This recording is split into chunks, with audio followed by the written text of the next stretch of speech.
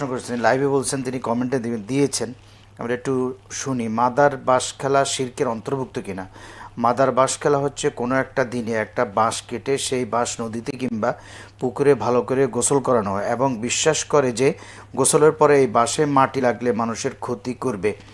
সেই বাঁশটাকে খুব যত্ন সহকারে কাপড় বাঁশের মাথায় চুম্বক লাগানো হয় এবং সেই বাঁশকে দুধ কলা ভোগ দেওয়া হয় ইত্যাদি। এবং এই উপলক্ষে মেলা বসানো হয়। মেলাতে লাঠি খেলা, গালের ভিতরে সুইচ ঢুকায়, হাত পায়ে ছুরি দিয়ে কোপায়, জীবন্ত মানুষকে মাটি দেয় ইত্যাদি খেলা দেখানো হয়।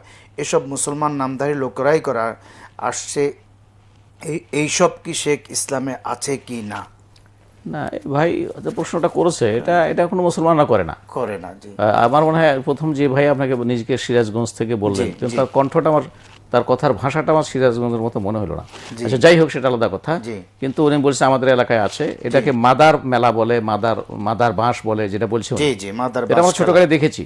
তো সুতরাং এটা নিঃসন্দেহে তো মুসলিমদের কৃষ্টি কালচার, এর সাথে মুসলমানদের কোনো সম্পর্ক নেই, স্পষ্ট শিরিক এবং কুফরি এগুলো। জি, তার বর্ণনাতে বোঝা যাচ্ছে যে এটা শিরিক এবং কুফরি এগুলো, এর সাথে মুসলমানরা কোনোভাবে অংশগ্রহণ করতে পারে না এবং সমর্থনও করতে পারে না, এমনকি যেতেও পারে না, সেখানে দেখার জন্য যেতে পারে না। এটা খেলা নামে হোক আর যে নামে হোক, এটা দেখাতেও যেতে পারে না, যাওয়া বৈধ নয়। অনেক শুকরিয়া মোহতারাম। আমাদের